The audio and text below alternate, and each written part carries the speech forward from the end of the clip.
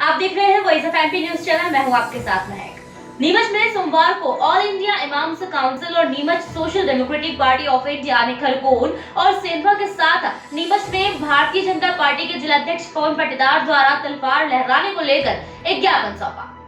ज्ञापन के माध्यम से दोनों ही संगठनों ने बताया कि खरगोन और सेंधवा में सांप्रदायिक दंगे और एक पक्षीय सरकार कार्यवाही के विरोध में महामहिम राष्ट्रपति के नाम एक ज्ञापन कलेक्टर प्रतिनिधि को सौंपा गया है, जिसमें उन्होंने बताया कि पिछले कुछ दिनों से मध्य प्रदेश में धार्मिक यात्राओं और रैलियों के नाम पर उन्मादी भीड़ एक सांप्रदाय विशेष को निशाना बनाकर प्रदेश का सांप्रदायिक सद्भाव खराब कर रहे हैं।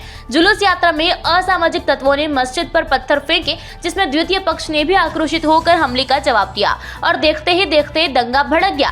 कई लोगों को गंभीर चोटें भी आई। मकान दुकान में भी आगजनी की घटना है।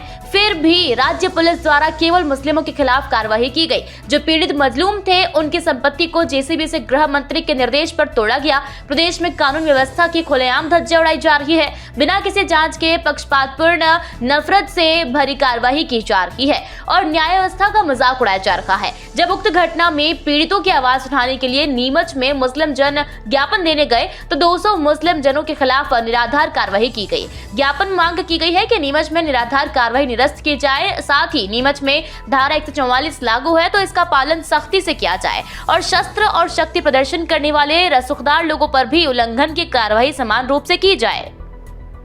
रामनवमी के पावन पर्व पर जिस तरह से खरगोन के अंदर एक जुलूस निकल रहा था और जुलूस को एक विवादित क्षेत्र के अंदर से असमय निकालकर, बिना अनुमति की निकालकर, और जिस तरह से मस्जिद के ऊपर पथरा हुआ और उसके बाद में जिस तरह से दंगे भड़के हैं शहर के अंदर, और उसके बाद प्रशासन ने जिस तरह से एक तरफा कार्रवाई करी है वो उससे बहुत आहत हैं।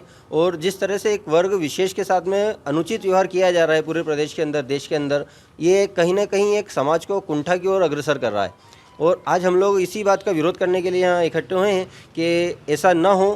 प्रदेश के अंदर कानून व्यवस्था सभी के लिए समान रूप से रहे। और जो खरगोन दंगों के पीड़ितों के लिए जो एक पिछले दिनों शुक्रवार को जो एक रूल्स निकला था उसके अंदर 200 लोगों के खिलाफ नामजद एक कार्रवाई करने का जो प्रशासन ने कदम उठाया है वो भी अति निंदनीय है, क्योंकि लोकतांत्रिक अधिकार है अपनी जो मन की भड़ास है उसको जायज़ तरीके से, आज उन्होंने कोई हथियार नहीं उठाया, उन्होंने कोई गलत काम नहीं करा, उन्होंने संवैधानिक तरीके से एसपी साहब को एक ज्ञापन दिया, उसके अंदर उनके ऊपर जो कार्रवाई की गई वो गलत है। इस तरह से लोकतंत्र के ऊपर से लोगों का विश्वास उठता है और बेहतर न्याय व्यवस्था और लोकतंत्र के सुचारू रूप से पालन के लिए इस तरह की कार्रवाई को वापस लेना चाहिए। और यदि शहर के अंदर धारा 144 लागू है तो जो कोई भी, भले ही वो कितना भी बड़ा रसूखदार व्यक्ति हो, यदि वो शस्त्र का प्रदर्शन करता है या नियम कानून का उल्लंघन करता है तो उसके खिलाफ भी बराबरी से कार्रवाई होनी चाहिए, ताकि आम जन का कानून के अंदर, लोकतंत्र के अंदर विश्वास कायम रहे। और भारत एक लोकतांत्रिक देश है, यहाँ की एकता और अखंडता पूरे विश्व के अंदर नामचीन है, प्रसिद्ध है। इस भारत की एकता और अखंडता को कायम रखने के लिए ऐसे नासूर जो देश की अखंडता को ख़त्म कर रहे हैं, फिर भले ही वो कितने भी बड़े पद पे आसीन क्यों ना हो या फिर वो सरकार का हिस्सा ही क्यों ना हो, उन लोगों के खिलाफ कड़ी से कड़ी कार्रवाई करना चाहिए। और ऐसे लोगों का इस्तीफ़ा, अगर ज़रूरत पड़े तो इस्तीफ़ा भी ले लेना चाहिए, ताकि देश के अंदर समानता, समरूपता रहे और सब एकजुट रहें और देश विकास की ओर अग्रसर रहे। आज हमने कलेक्टर साहब के माध्यम से राष्ट्रपति जी को एक ज्ञापन भिजवाया है खरगोन के मामले को लेकर। खरगोन में जो हिंसा हुई, मुसलमानों के ख़िलाफ़ हुई, उनके घरों में आग लगाई गई, मस्जिदों में पथराव हुए और हथियार लहराकर उनके दिलों के अंदर एक खौफ पैदा करने की कोशिश की गई, कि जिसके नतीजे में आज पूरे राज्य बल्कि पूरे मुल्क का माहौल ख़राब हो चुका है। इस पर सरकार को एक्शन लेना चाहिए, अमन व अमान को बहाल रखना चाहिए, लेकिन इस पर सरकार ने एक तरफा कार्रवाई की और जो लोग मजलूम थे, पीड़ित थे, मजबूर थे, मजदूर थे, उन्हीं लोगों के घर तोड़े गए।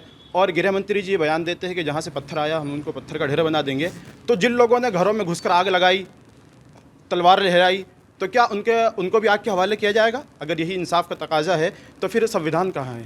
ये बुलडोज़र सिर्फ मुसलमानों के मकानों दुकानों पर नहीं चले हैं, ये एक संविधानिक व्यवस्था पर चले हैं। लोकतांत्रिक एक सिस्टम पर बुलडोज़र चलाया जा रहा है। यहाँ पर कोशिश ये की जा रही है कि जो अल्पसंख्यक और कमज़ोर वर्ग है उनको किसी न किसी माध्यम से डराया जाए, खौफ पैदा किया जाए। इसीलिए इंतजामिया कमेटी ने भी जुमे को ज्ञापन दिया था, लेकिन उस पर इंसाफ के साथ सोच विचार करने के बजाय उनके खिलाफ ही एक्शन लिया गया है। ऑल इंडिया इमाम्स काउंसिल इस एक्शन की भी निंदा करती है और हमेशा की तरह इंसाफ के साथ खड़ी है और इंतजामिया कमेटी के ज़िम्मेदारों के साथ खड़ी है और ये मुतालबा करती है कि जिन लोगों ने 144 का उल्लंघन करते हुए पाबंदी के बावजूद तलवारें लहराई है उनके खिलाफ कार्रवाई की जाए, तभी हम मानेंगे कि वाकई इंसाफ का पैमाना यहाँ पर बराबर है। तो ये था आपका अपडेट। लगातार जानकारी के लिए बने रहिए वॉइस ऑफ एमपी के साथ। जय हिंद, जय भारत।